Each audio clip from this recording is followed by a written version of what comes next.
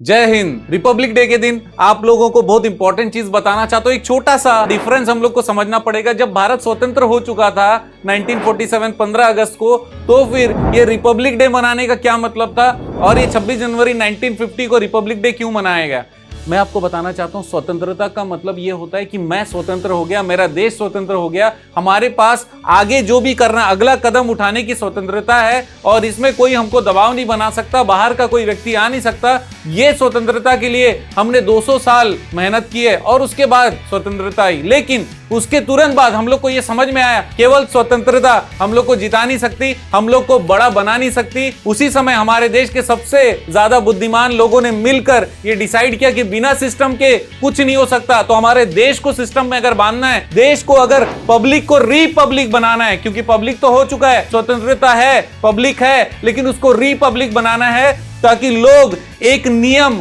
और एक घेरे के अंदर में रहे जिसमें वो अपने आप को स्वतंत्र महसूस भी करें और अपने देश को महत्वपूर्ण योगदान भी दे पाए, जिसमें उनके आधारभूत अधिकार क्या है, उनके दायित्व क्या है, कहां पर सही है, कहां पर गलत है। इसका एक आधारभूत नियम बनाया गया पूरे देश के लिए। और ये सिस्टम जो है, वो सिस्टम ने हमारे देश को आज तक बांधे हुए रखा है। चाहे कोई भी बड़ा डिसीजन आया हो सुप्रीम कोर्ट का, हर किसी ने कॉन्स्टिट्यूशन का दरवाजा जरूर खटखटाया है। ये कॉन्स्टिट्यूशन बनाने में डॉक्टर भीमराव अंबेडकर ने जो योगदान दिया, पूरे विश्व के कॉन्स्टिट्यूशन को स्टडी किया, उसके बाद उन्होंने देखा कि भारत के ऊपर में कौन सा चीज एप्लीकेबल हो सकता है। उसके बाद पूरा सोच समझ के, एक साल के लिए नहीं, 100 साल 200 साल आगे तक का सोच के उन्होंने कॉन्स्टिट्यूशन बनाया, ताकि किसी भी समय जरूरत पड़े, देश में परेशानी आए, कोई निर्णय लेने में असुविधा हो जाए, कॉन्स्टिट्यूशन को याद किया जाए। देश को कैसे आगे चलाना है, वो आधारभूत जो नियम है, वो सोच है। उस समय जो सोचा गया था, उस समय जो परेशानी झेली गई थी, वो परेशानी हमारे देश को फिर कभी ना झेलनी पड़े, उसके लिए डॉक्टर भीमराव अंबेडकर एवं उस समय के सारे दिग्गज नेताओं ने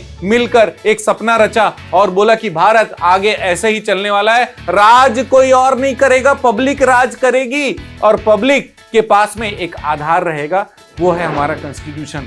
तो ये कॉन्स्टिट्यूशन बनना अपने आप में बहुत बड़ी बात है, जिसके कारण हम लोग ये रिपब्लिक डे मनाते हैं। बहुत बहुत धन्यवाद और नमन है वो सारे लोगों को जिन्होंने कंट्रीब्यूट किया। और मैं आपको बताना चाहता हूं, आपका व्यापार, आपका जीवन भी ऐसे ही है। आपको अपना कॉन्स्टिट्यूशन जरूर बनाना चाहिए, अपना गोल जरूर बनाना चाहिए, अपने नियम जरूर बनाने चाहिए। अदरवाइज आप स्वतंत्र तो हैं, आप कुछ भी कर तो सकते हैं, लेकिन कुछ भी करने से कुछ अच्छा नहीं हो सकता। अच्छा करना है, सिस्टम चाहिए। सिस्टम मतलब आपको भी एक कॉन्स्टिट्यूशन खुद के लिए बनाने की जरूरत है। और आज आप सबको फिर से मैं कहता हूं, अपने लिए सिस्टम बनाइए और कॉन्स्टिट्यूशन बनाइए, अपने खुद के ग्रोथ के लिए बनाइए। जय हिंद, जय भारत।